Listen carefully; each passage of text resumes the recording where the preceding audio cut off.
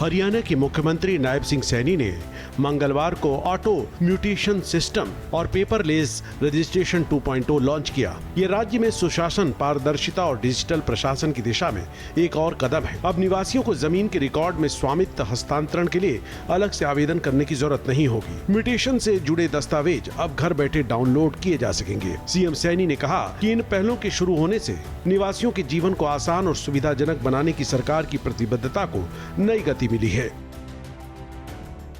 आज इसका जो लॉन्चिंग हुआ है, ये देश के यशस्वी प्रधानमंत्री आदरणीय मोदी जी की जो सोच है, विकसित भारत, विकसित हरियाणा, और हर व्यक्ति के जीवन को सरल और सुगम करना, उसको कोई परेशानी ना हो।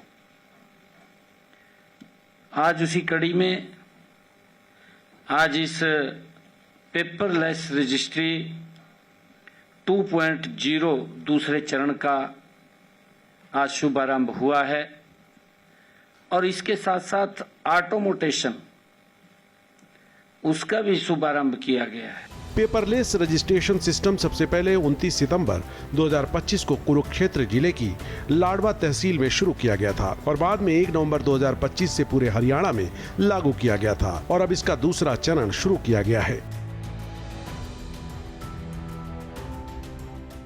मुझे खुशी है, मैं ये बताना चाहूंगा कि पिछले 29 सितंबर 2025 को हमने कुरुक्षेत्र के बाबायन से पेपरलेस रजिस्ट्री की शुरुआत की थी, जैसा अभी बताया भी गया है, और इसे 1 नवंबर 2025 को हमने पूरे प्रदेश में लागू किया है। आज कुछ और सुधारों के साथ इसके दूसरे चरण का आज हमने शुरुआत की गई है। इसमें अब रजिस्ट्री के साथ इंतकाल को भी शामिल किया गया है।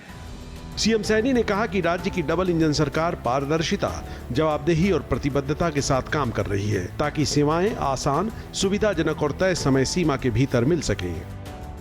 हमारा लक्ष्य प्रदेश के लोगों को सरकारी कार्यालयों के चक्कर न काटने पड़े।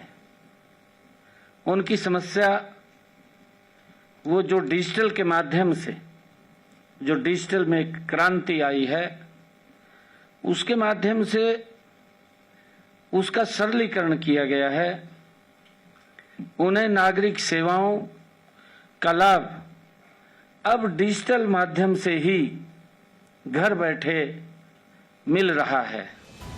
हरियाणा सरकार लगातार ऐसे ही जन कल्याणकारी योजनाओं को अमली जामा पहनाने में लगी है। सक्षम युवा योजना भी ऐसी ही एक योजना है जिसके तहत शिक्षित बेरोजगार स्नातक और स्नातकोत्तर युवाओं के मासिक बेरोजगारी भत्ते के साथ साथ मानद कार्य करने पर 9,000 रुपए से 10,500 रुपए प्रति माह तक का मानदेय दिया जाता है। पहले बार ऐसा हुआ हरियाणा के इतिहास में कि कोई सरकार तीसरी बार रिपीट हुई है, वरना 2 बार से ज़्यादा किसी भी दल की सरकार नहीं बनी। उसका नतीजा यही है कि कोई भी वर्ग हो, चाहे किसान की बात हो, चाहे युवाओं की बात हो। अभी हम गुरुग्राम में खड़े हैं, हमारे गुरुग्राम में अभी गरीबों को पीछे हमारी सरकार, जो भाजपा की सरकार है, उन्होंने 3,000 प्लस घर अभी दिए हैं। तो हर क्षेत्र में ये काम हो रहा है। इसी तरह से मुख्यमंत्री अंत्योदय परिवार उत्थान योजना के तहत उन परिवारों की पहचान की जाती है जिनकी वार्षिक आय 1 लाख रुपए से कम है।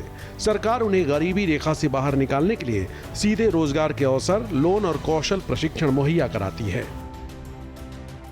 जब से मोदी जी ने आत्मनिर्भर का जो अभियान चलाया, युवा उसको अच्छी से देख रहा है और रोजगार की बजाय वो अपने बिजनेस की तरफ डाइवर्ट हो रहा है। चाहे उसमें मैं लोन की बात करूं, सरकार सब्सिडी देने का भी काम कर रही है, लोन भी देने का एमएसएमई के माध्यम से भी, फिर सब्सिडी चाहे हमारे सोलर पे हो, चाहे किसी पे भी, कोई भी रोजगार हम करते हैं तो सरकार उसमें सब्सिडी भी देती है।